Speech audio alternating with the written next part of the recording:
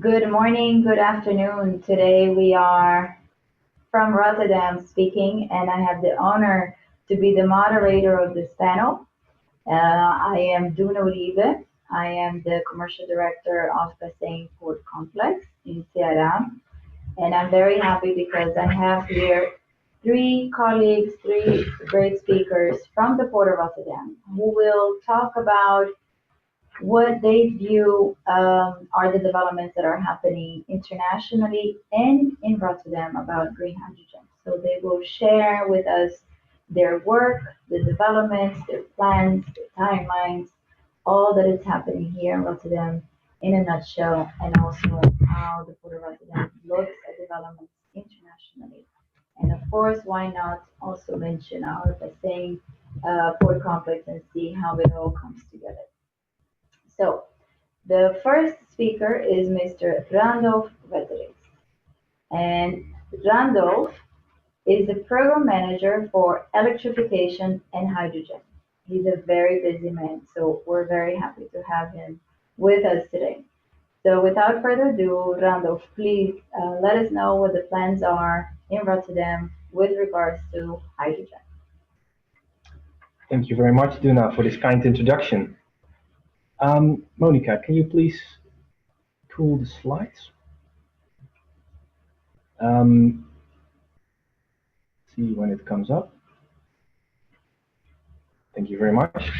So indeed, my name is Randolph Wetterix. I'm the Program Manager Electrification and Hydrogen within the Port of Rotterdam.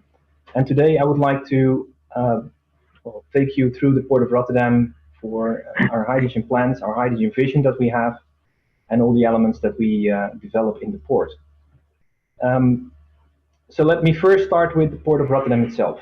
So please, next slide, Monica. So today the Port of Rotterdam is still the largest port in Europe. We're not anymore the biggest port in the world, but still the largest port in Europe. And almost 30 to 40% of the total European energy demand enters Europe via the Port of Rotterdam. So on the left-hand side, you see all the activities that we do within the port. The different colors indicate the different activities that we have. And what you see, roughly 50% of that is related to fossil fuels. If we look to hydrogen, we expect that hydrogen will have a significant role to play in decarbonizing those industries. So within the Port of Rotterdam, but also further on in the system, because only 95% of the energy, or 95% of the energy that comes into the port goes further into the system. So also further on towards Germany, it's very important for us to focus on. If you can go to the next slide, Monica. Randolph, before you go to the next slide, maybe so people could see you, could you please change seats with Louder? I think that could work. Oh yeah, sure. Best, so people can see you while you present.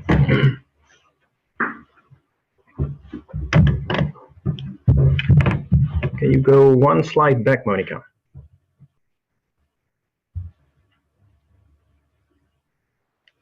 And I think I missed then one slide because I also had a slide prepared related to the vision that we have.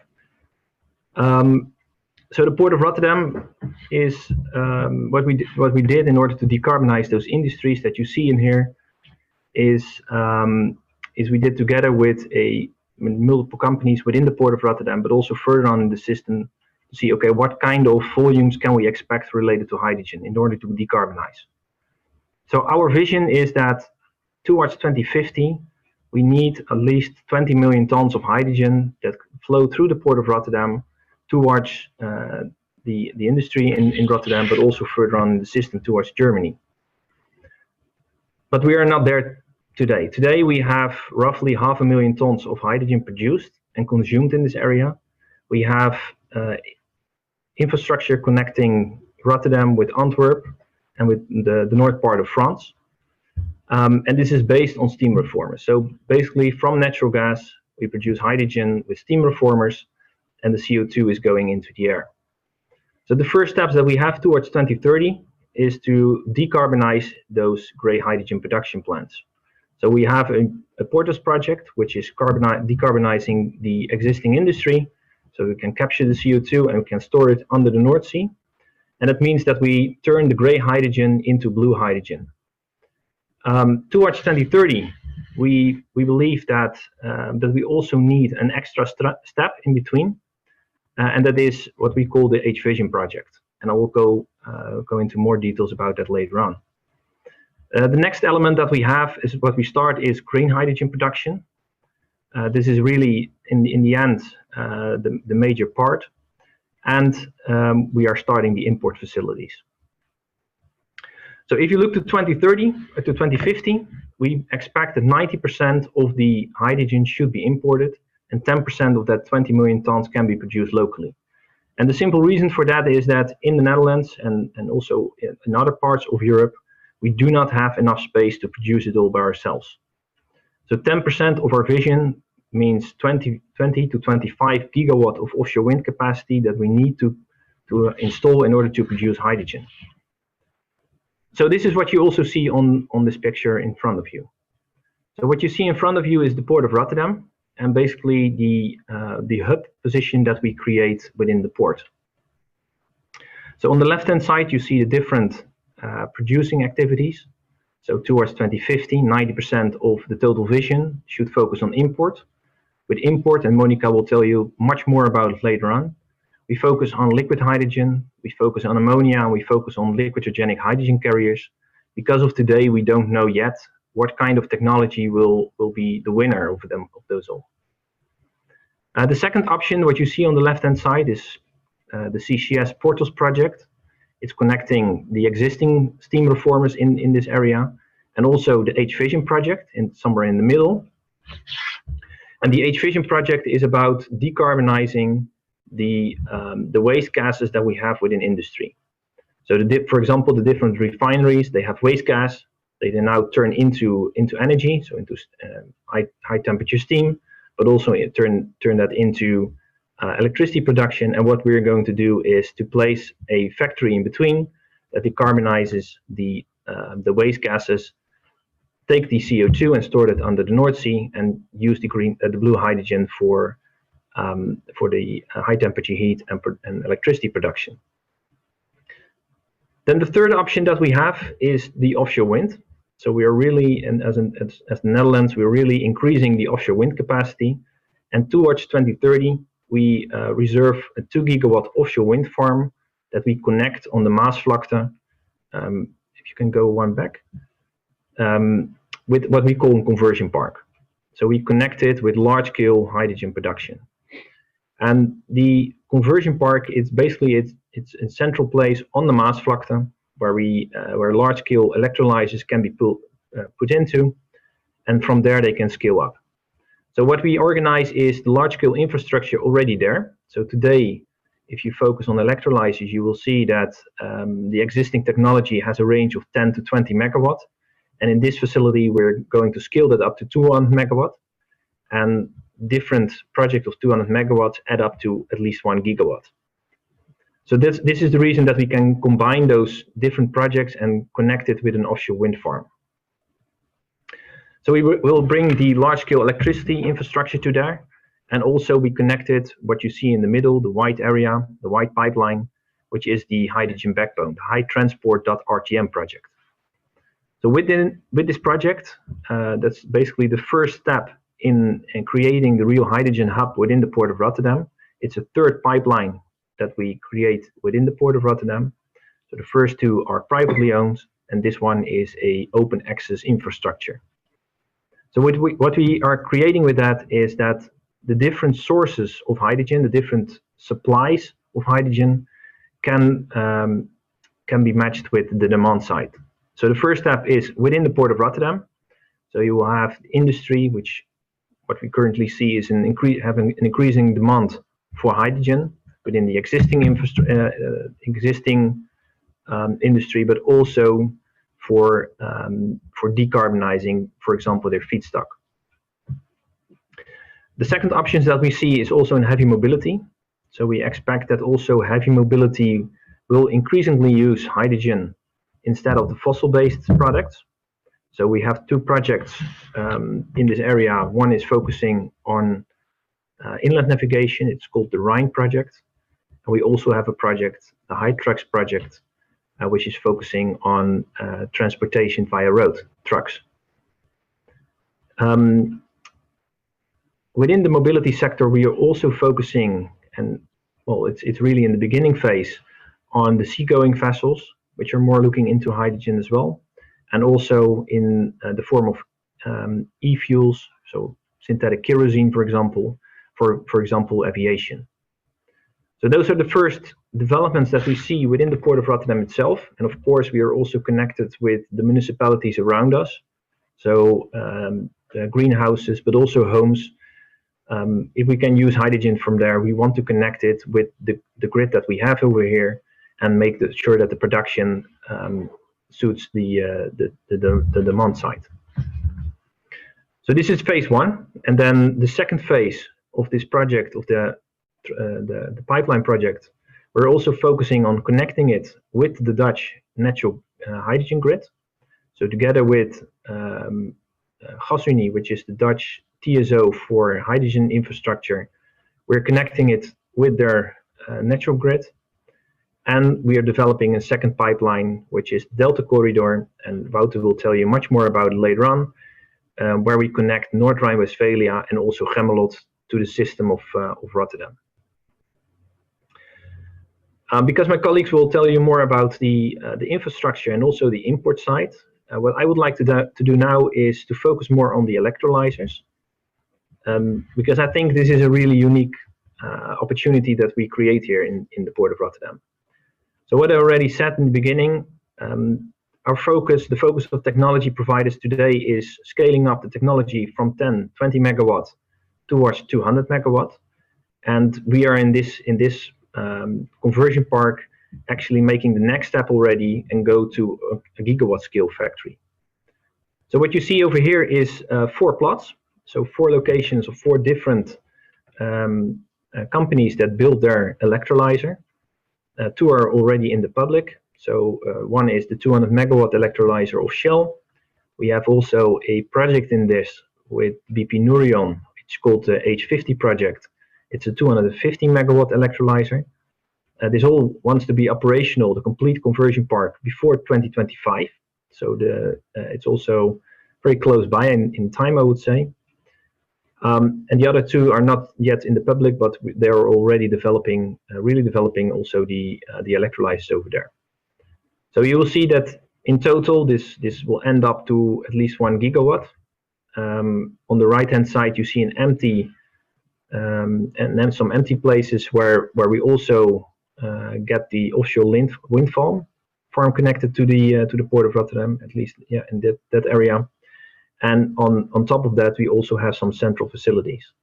Because what I already said, what we are going to do is combine those 4 and see that from an infrastructure perspective as basically one factory. So we will create a 2 gigawatt electricity cable to it. So it will be connected with the Dutch natural grid and also with the offshore wind farm.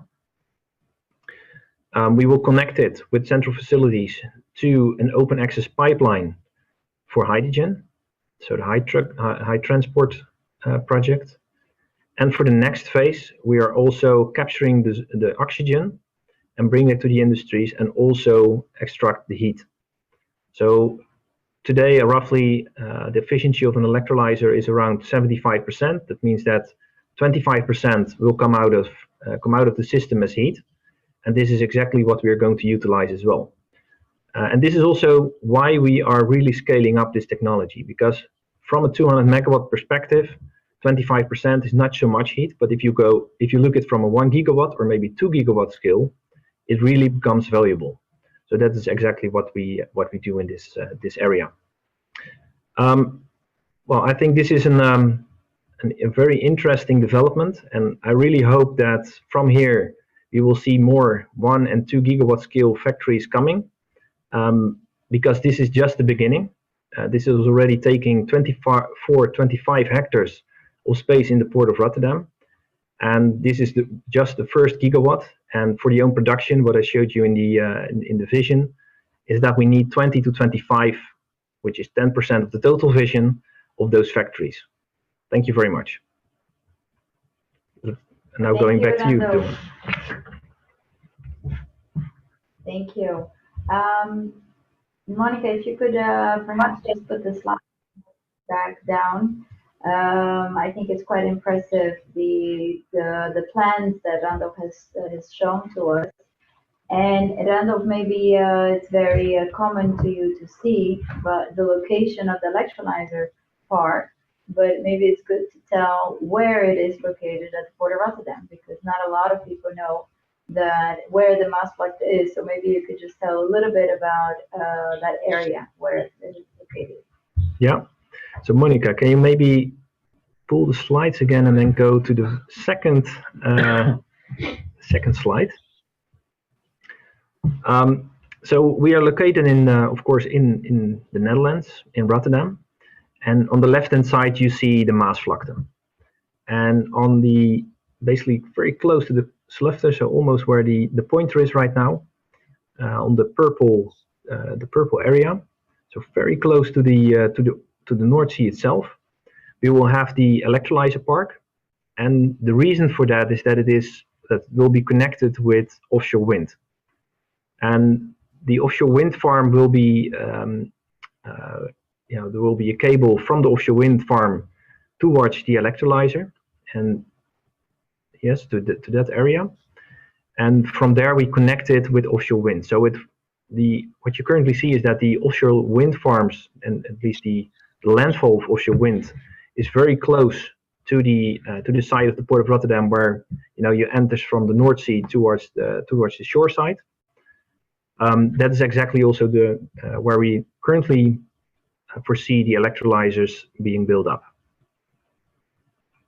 Right, and the reason that I wanted to make a point out of the location is because you see on the right side of this picture where Rotterdam as the city is, and how the port has developed more western, and that's really at the newest location, let's say, with Maasvlakte 2 being a reclamation project. So that's quite interesting also to see from a Brazilian perspective. This is quite a remarkable port development.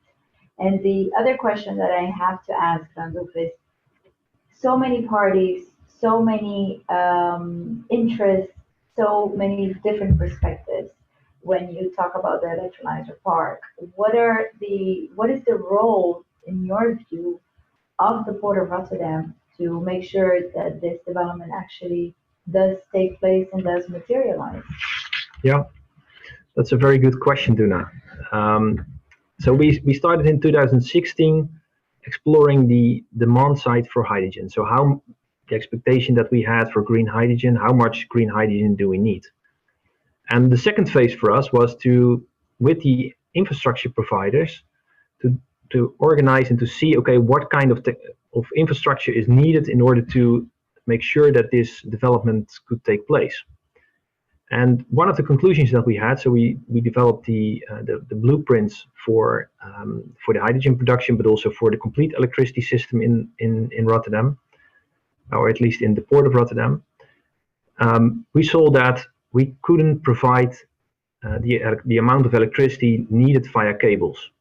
And we saw in the vision, we saw in the discussions that we had with our clients that they were not only they didn't only need the electricity, but they definitely need also green hydrogen. And what we saw was that if we bring the hydrogen production towards shore, so towards or close to the sea, so where offshore wind farm will be connected with our electricity system, if we turn it on that place, turn it back from electricity into hydrogen, we saw that we could reduce the amount of space needed.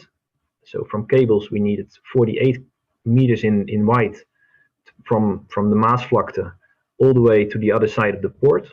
And we could reduce that to 6 meters if we turn it into hydrogen and transfer it via a pipeline. Also, what we saw is that if, for example, a company wanted to produce green hydrogen within the Pernis or within so very close to the city, the green hydrogen, if they want to install an electrolyzer, it will take at least 10 to 15 years in order to develop the infrastructure over there, because it's not there yet and we have to upgrade it significantly. So those companies that are now located inside the conversion park, we make it happen that they can start producing already before 2025. So the first electrolyzer wants to be operational in 2023. If they took another place, another location in the port of Rotterdam, it will take at least 10 years longer. So I think it's, also the companies see that the companies in the conversion park really sees the added value of the conversion park.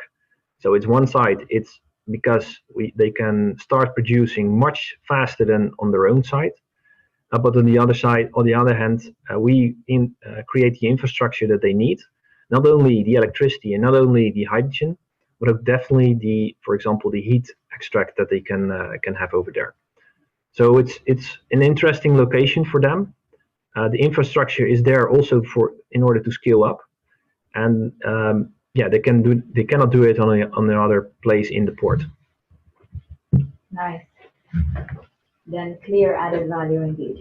Okay, so we've learned about the vision, the demands that were projected by the Port of Rotterdam, and interesting to see that Randolph mentioned that this work started actually in 2016.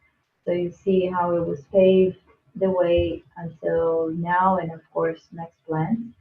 And looking at the globe for other countries and other developments and other flows of green hydrogen, we have Monica Swanson. Monica Swanson is the area program manager for green hydrogen or hydrogen imports. And she is the one looking at a list of countries and seeing what is the possibility to import that hydrogen in order to come to the Port of Rotterdam. So without further ado, Monica, the floor is yours. Thank you. Thank you, Duna, and thank you, Randolph, for your really good introduction of what we're doing in Rotterdam. I'm just going to pull the slides up again so I can give you a little more of a walkthrough of our port and our activities. And Randolph, there's a slide there about demand, and if you have anything to say on that which I might not be complete on, just throw in a few words from your own, because I know you were involved in the early analysis, and it's always interesting to have an additional viewpoint there.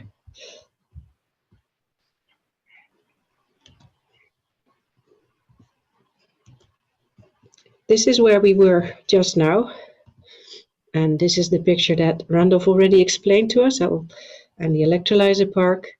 And now I want to talk a little bit more about the international setting.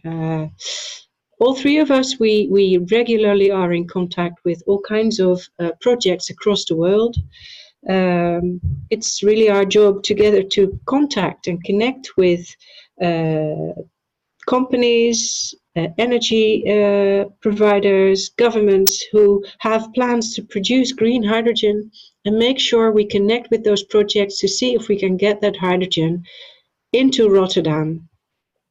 Because the oil and gas market, that's how it currently looks. We are one of the important hubs for it. Prices are partly determined as well in Rotterdam, as well as in Houston or Singapore and that kind of areas.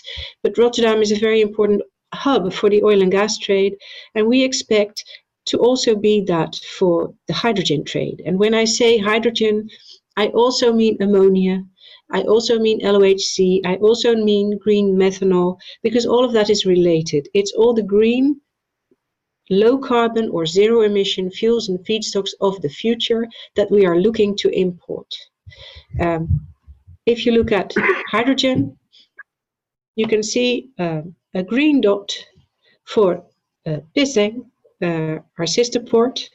And there's a number of green dots here because one location to produce against demand in Europe won't be enough. There's going to be an expected 60 million tons of hydrogen per annum required in 2050, and 20 million tons of those are going to come into Europe via Rotterdam. And if you look at Rotterdam again, you've seen this picture, but just realize that 13% of, Randolph already mentioned it, this 13 to 14% of the total EU energy consumption now comes into Rotterdam. And sorry about that. And we reach 40% of the high demand industrial areas in the EU. Duna already asked, how are you doing this? Well, we work together with 3,000 companies in our port.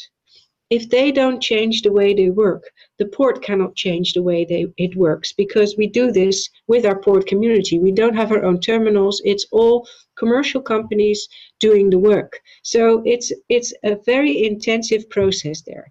Randolph already mentioned a few names of companies putting up electrolyzers. Well, that's all happening right now. Terminals in this area are changing from coal to, for instance, ammonia, and making plans for that.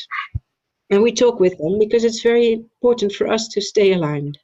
Now, this is the demand expectation analysis that Randolph also was involved in, where we see that, and we did this together with a lot of institutes and companies. So this was really well researched. If you look at this yellow sail here, I always call it a sail, but it's actually a very simple representation of the demand. It's a graph, and you can see a timeline underneath, and that timeline starts in 2020, ends in 2050, and you can see at the peak of demand here, 2050, 20 million tons per annum.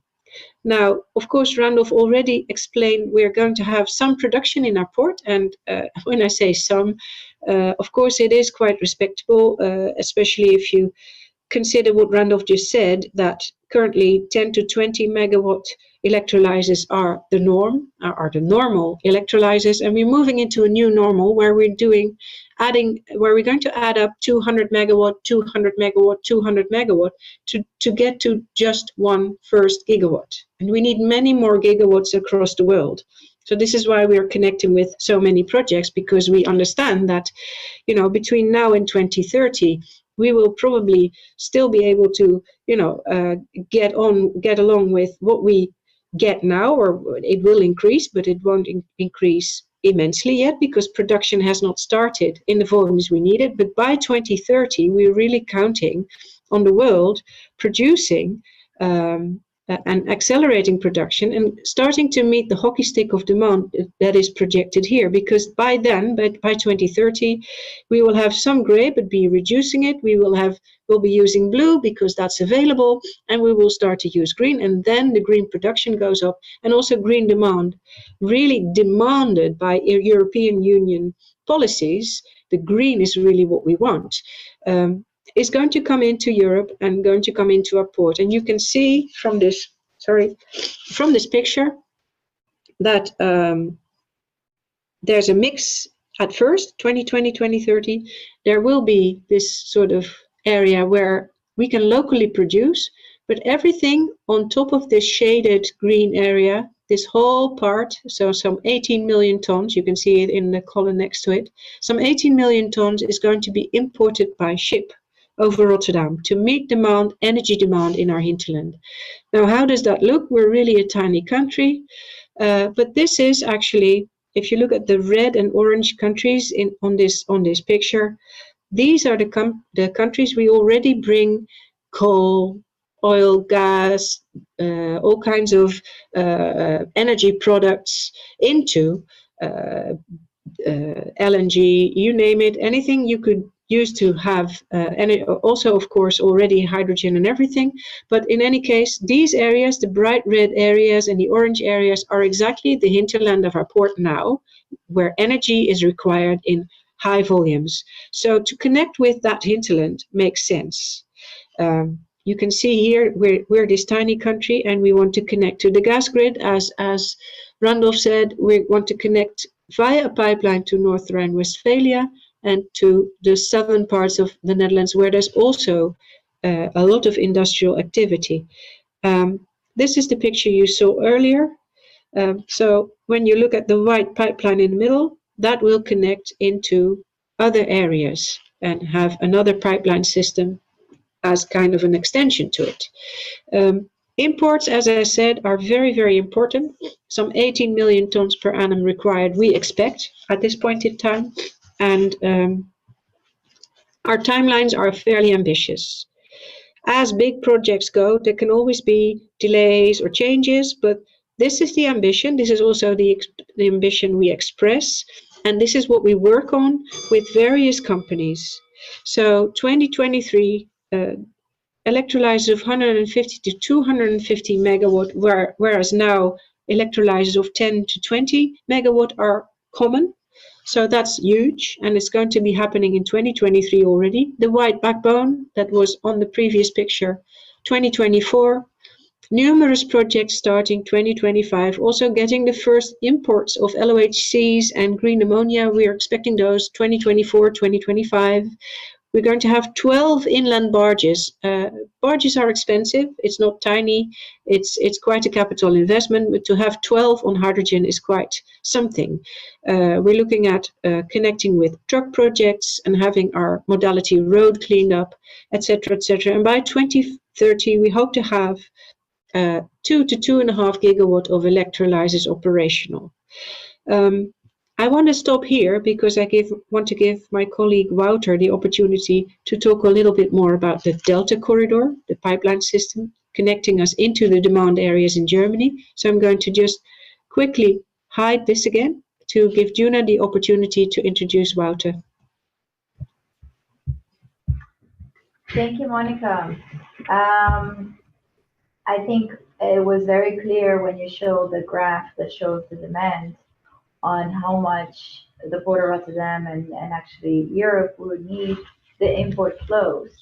What I would be curious to hear is how does the Port of Rotterdam scout opportunities for countries that have the potential to produce green hydrogen?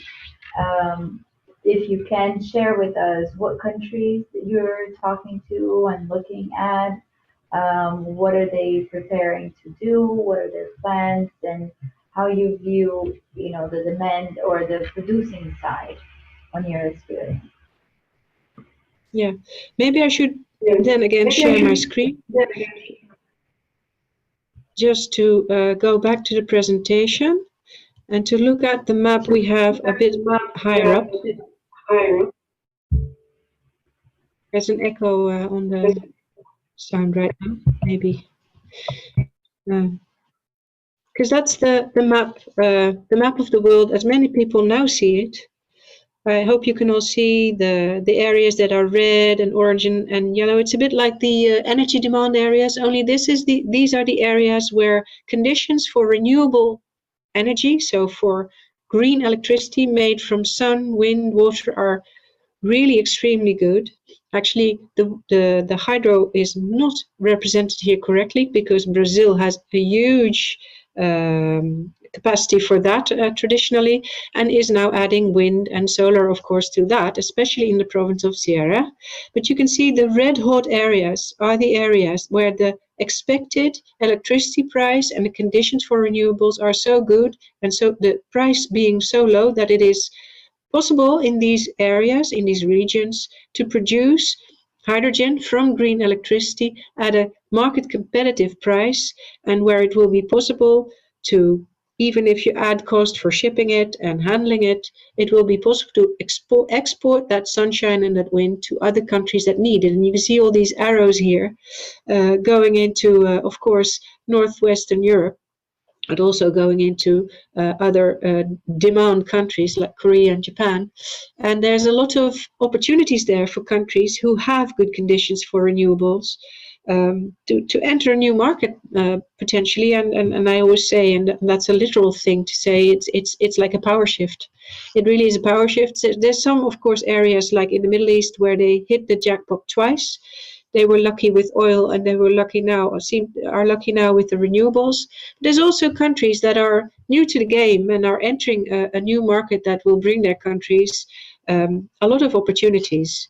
So if you say what is your aim and how do you source how do you make the right connections, that really to countries that want to produce for export, that where there's projects with commercial companies and governments really working hard on that together to make sure it happens. You also need export ports, so there also need to be good ports to bring the goods, to take the goods out of the country by ship and we connect with those ports, we connect with those companies, and yeah, it's just a tremendous lot of activity going on right now. Thank you for your question, Donna. And we thank you for taking the time to tell us the story. And it's really a combination of factors that have to be aligned in order to prepare for this new economy as it emerges. Well, and to tell us a little bit more about how the Port of Rotterdam will connect to the off-takers and potential clients that will make use of this green hydrogen, I then have the pleasure of inviting Wouter Demmenent. Wouter is commercially responsible for the Delta corridor for the Port of Rotterdam, and he'll tell us all about that project. Thank you, Wouter. Thank you, Duna. And Monica, if I might ask you to put up the slides again. And I will tell you something about the Delta corridor. As mentioned by Randolph and Monica, Port of Rotterdam has the ambition to become the hydrogen hub of Northwest Europe. And also, as indicated by Monica, maybe you can go back 2 slides. No, one more. You see the picture on the right-hand side where, well, the Netherlands is the orange part, and right behind that on the right-hand side, you see the red area where the highest demand for energy is in Northwest Europe. And then if you now can go to the actual Delta corridor slide, Monica. We are developing as Port of Rotterdam a pipeline corridor towards the hinterland of the Port of Rotterdam, which is actually the mentioned orange and red areas on that previous slide that you see here, and that's the south of the Netherlands and the Duisburg-Cologne area in Germany. In those areas, you have the basic heart of the industrial clusters in Northwest Europe, with a lot of chemical clusters, but also refineries, steel companies, cement industry. All the large industrial players are in those areas and have high energy demands. So what we are doing as Port of Rotterdam, we've done a study in 2020 investigating the possibility of connecting our port via pipelines to the industrial areas in the south of the Netherlands and in Germany. And at that moment in time, we looked at connecting it for LPG and propylene chemical products.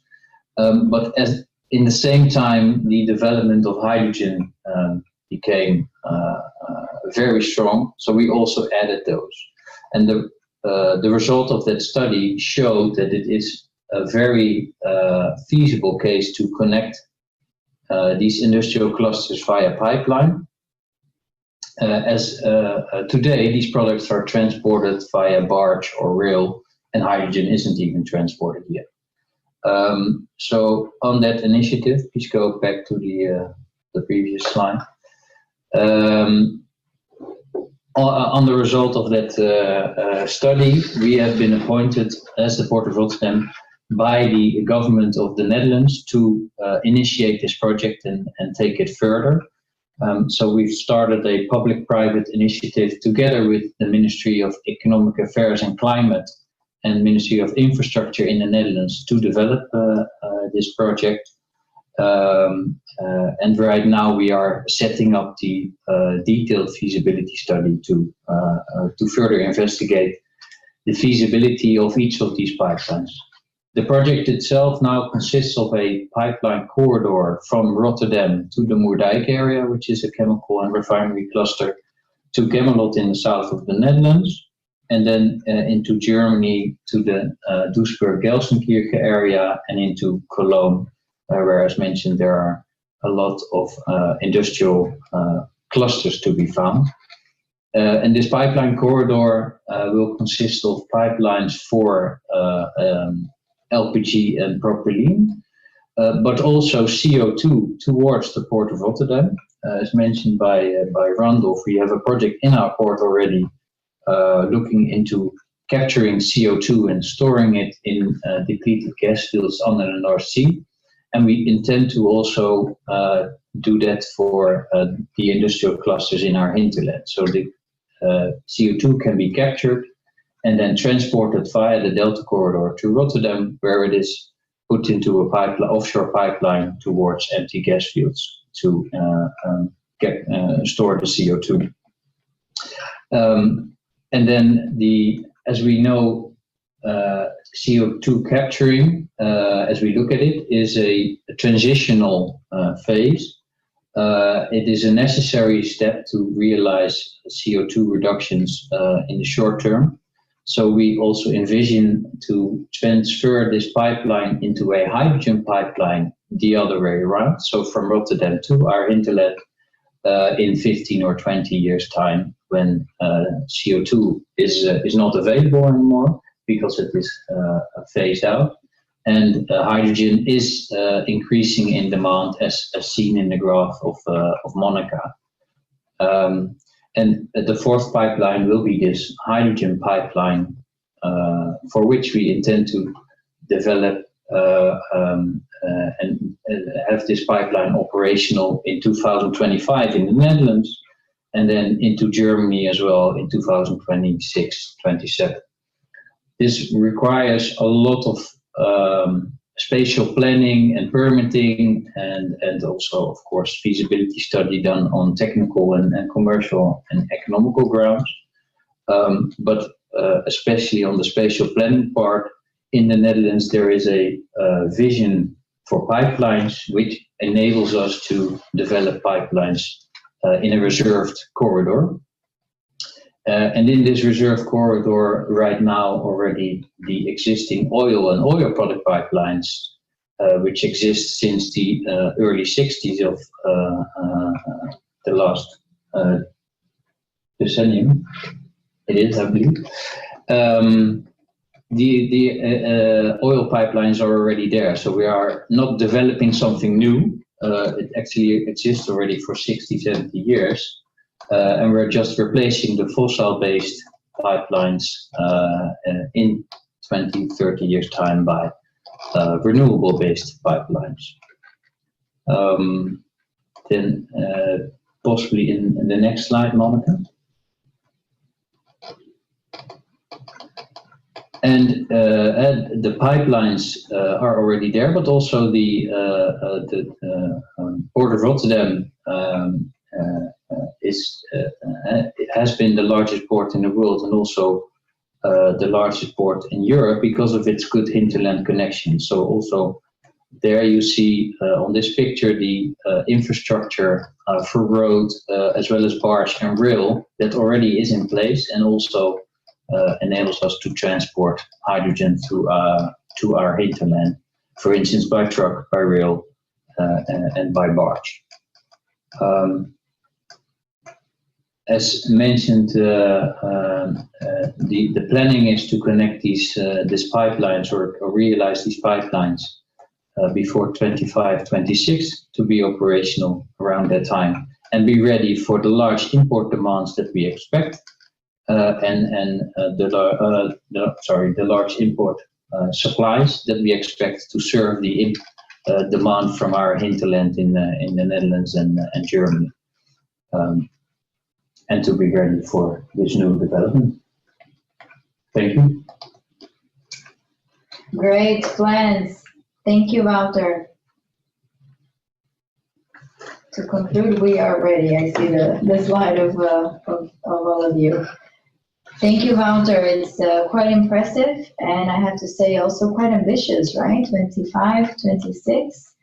A question that burns me right now is, what are those potential clients saying about the Delta Corridor project? Are they enthusiastic about it? Are they waiting for somebody else to develop it? Are they jumping on it to be part of that development? What is your experience in dealing with them with regards to this Delta Corridor? Yes, thank you for the question. I think everybody is enthusiastic about it. And also everybody acknowledges that basically we are already too late. If you look at the climate ambitions and targets that are set and that are being set or increased, basically, the demand or the target for 2030 was 45% reduction in CO2. It's already been increased to 55% reduction in CO2, and Germany is even talking about 65% reduction in CO2 by 2030, which means that infrastructure should be in place to realize those ambitions. And Delta Corridor is exactly that. It's the infrastructure that enables the private companies to realize the climate ambitions that they have. So it's ambitious. It's what we said is still possible, but it is dependent on a lot of elements to come into place. But we are working very hard to making that happen because we have these climate emission targets. Indeed, yeah. Good to see that there's enthusiasm. And of course, the question, who's going to pay for it? And that applies for the backbone infrastructure that Randolph first showed, but also for the longer, much wider project on the Delta Corridor. Who finances it all? Do we know that?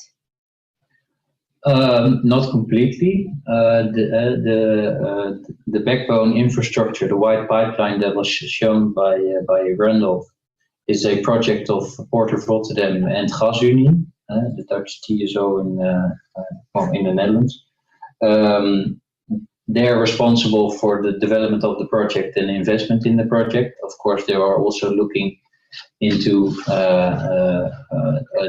support from the government to realize this project, because the important aspect of this project is you're not developing it for the coming 5 years, you're developing this infrastructure for the coming 35 years or 50 years. So you're oversizing basically the infrastructure that is needed today to be ready for the future. And there you need support from the government to make that happen.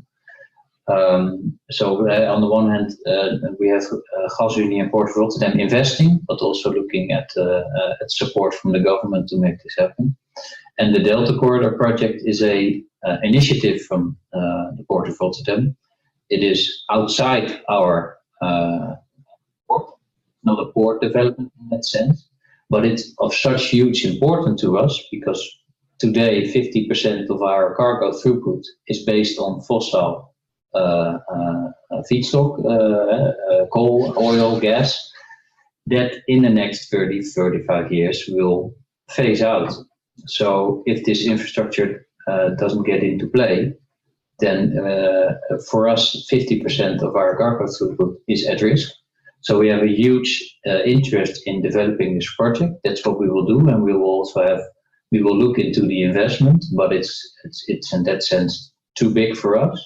So we also need support from the government as well as from the private side of companies to develop this project. But there are huge industrial clusters that need this infrastructure and are also prepared and willing to look at that. Nice to see that there's support from actually several sectors, and that's what I believe we see with related to hydrogen. All parties need to be involved: private, government, boards, etc., and citizens. Okay, thank you all. I have some questions here that I'm just gonna put it out there, and feel free to jump. Let's see how we can have this debate. So CO2 was discussed, of course. There is the carbon capture storage that Randolph presented in the North Sea, and also the pipeline that Wouter mentioned. But I was wondering, is there something that could be done with that CO2? Could we put it to use? For example, methanol or other products, or how do you view those developments? shall I answer that one? Yeah. So today, what we have, so the CO2 is already used in the Port of Rotterdam. So the existing OCAP CO2 pipeline, which connects Shell and Alco to the greenhouses, they capture today 500,000 tons of hydrogen each year, and we bring that to the greenhouses, the CO2. So the CO2 is used in the greenhouses. We expect that can grow to, in this area, to 1.3 megatons per year. And we see in the short term, we see that is, the biggest market for CO2.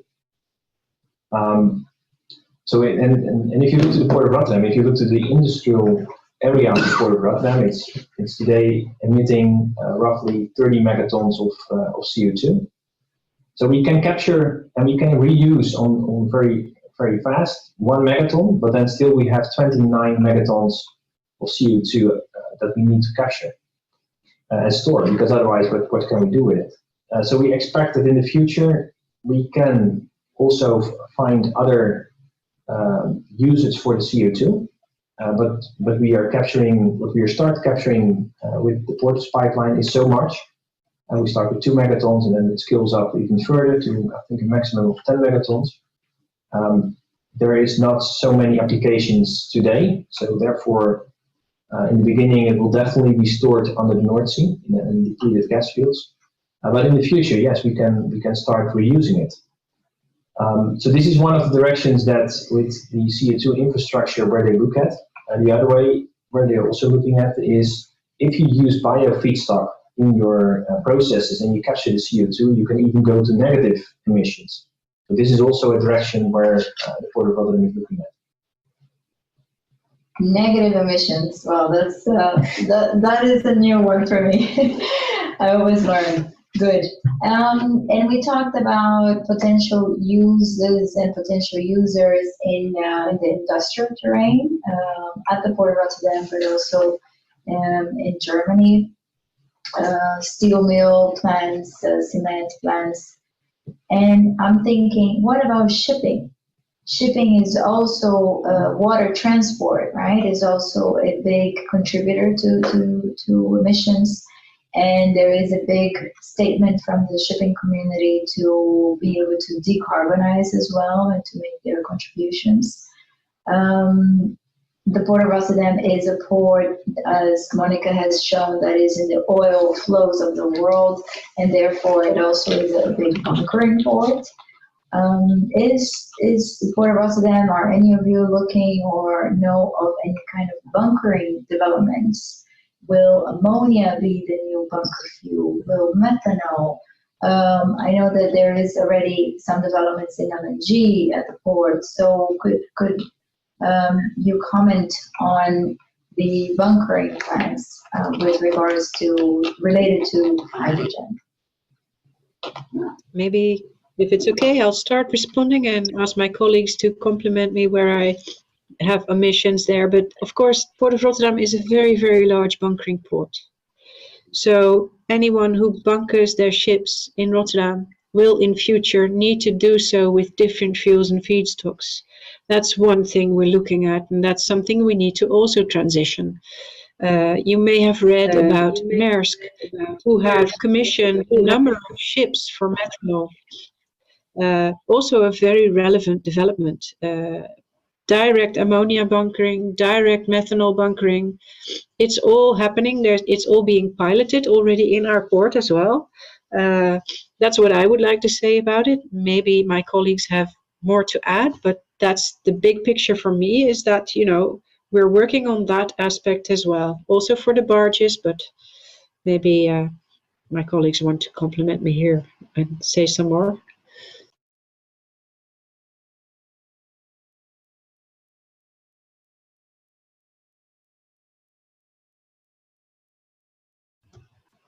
I think I've been complete. You're definitely complete. The only thing that I would like to add to that is within the Rhine project. So what Monica also showed in the timeline, in 2025 they're aiming for 12 barges on hydrogen. And what they're also looking at, especially where we are looking at in the project for, is the bunkering facilities that needs to be in place for that as well. So, and not only in the port of Rotterdam, of course, also further on in the system towards, for example, Duisburg, we also need the bunkering facilities over there in order to make the chain, and in order to make those companies be able to switch from the fossil fuel to hydrogen. So yeah, there is a lot going on in bunkering, and it's also connected to the project that we showed you today, and that we are doing in this area. So by that, I get that the Port of Rotterdam is open to all types of developments. It's not choosing a specific fuel, but it's rather open to whatever the developments might bring, such as the one that Monica mentioned about Maersk betting on methanol, right? Okay, all right. And maybe looking internationally, and maybe Monica, this goes to you, but feel free. What, in Passaic, we are very busy with developing a green hydrogen hub in order to produce locally, use it locally, distribute it, but also to export. And for that, the state government, FIEC itself, the university, Federal University of Ceará, and the port, of course, has been working hard, and together with a lot of assistance from the Port of Rotterdam. And I wonder, in your experience looking at developments internationally in different countries, what are the critical success factors that you believe should be in place? And also from your perspective, Randolph and Wouter, in terms of stakeholders being aligned, in terms of infrastructure being readily available, financing, all of it. What do you think are really important variables to have in place in order to really make this happen, make a green hydrogen hub a reality? Yeah, if I may go first, Monica. I see you have burning lips to answer, but I think that two things come to mind. One is partnerships. That's what you definitely need in this development, because we are talking about a transition, maybe even the biggest transition in centuries that we have to go through, and you cannot do that by yourself. So we definitely need partnerships. And if you look at the same complex and compare it, for instance, to Rotterdam as well, we as Port of Rotterdam try to be the enabler of this transition and this development. So we are very much focused on creating this partnership and developing the enabling infrastructure so that companies can develop their businesses as good as they do. And I think that is something that you could also develop in Passaic as the enabling infrastructure and be the connecting neutral party between all these businesses, connecting them together to develop this infrastructure, because it's a very much chicken and egg problem, and somebody has to take the first step. And I think infrastructure is one of the important elements in there, and there Passaic can play a really big role together with the state, of course. Yeah. Monica, Randolph? Maybe Monica first. I think I fully agree, and I have to, of course, underpin what Wouter says. It's very important to have connectors, as it were, a central function there.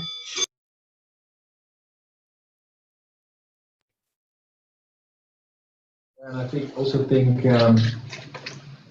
especially because Passaic has the opportunity to be an exporting country or an exporting location. What we have in the Netherlands is we have the demand, but we don't have the space to produce. And I think it's very interesting for being an export country that you have enough space in order to develop this economy, this green production facilities. And then of course you have different countries all over the globe that can maybe do that. And then it's of course very interesting to see, okay, what will be the price produced in PSM compared to another country in the world. And I think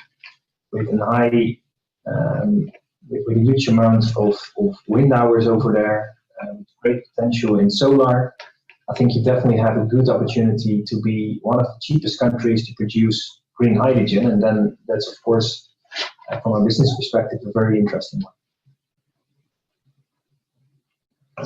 Excellent. So connectivity in terms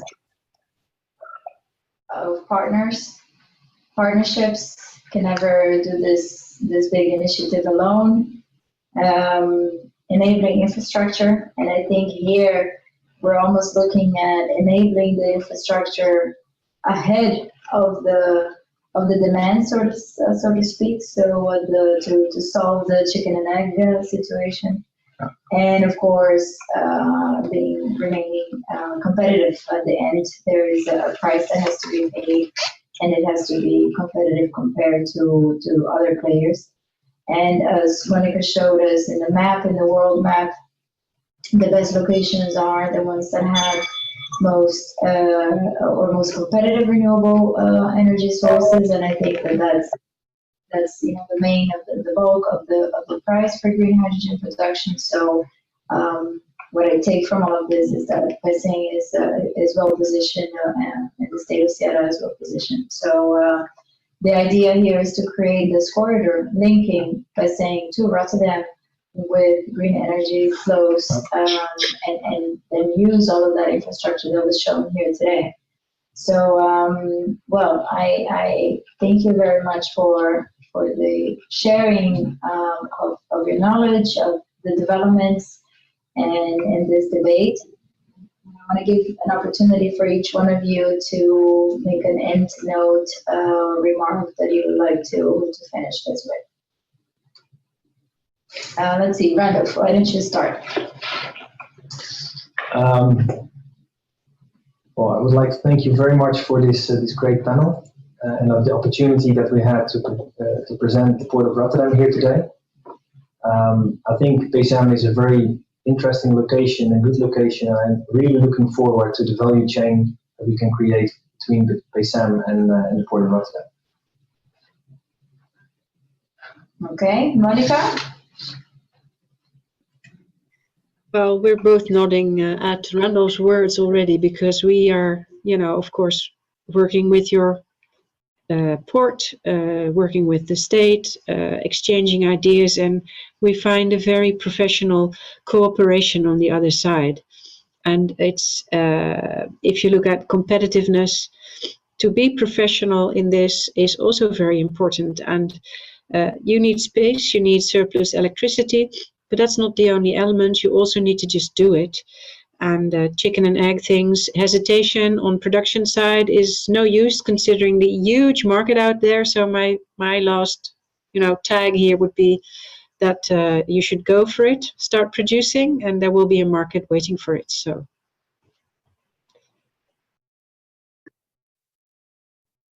The slogan of the city of Rotterdam, right? Make it happen. Make it happen, indeed. Yeah, and I fully agree with my colleagues, of course, and I think it's interesting. I've been many times to PSM, and I always enjoyed the sun there. And now we have the opportunity to really get the sun to Rotterdam as well. So let's make that happen. Yeah, because when do you have enough? Yeah.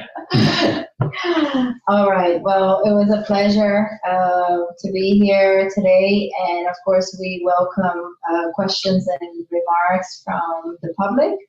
So we'll be available to gather those at the end of this panel.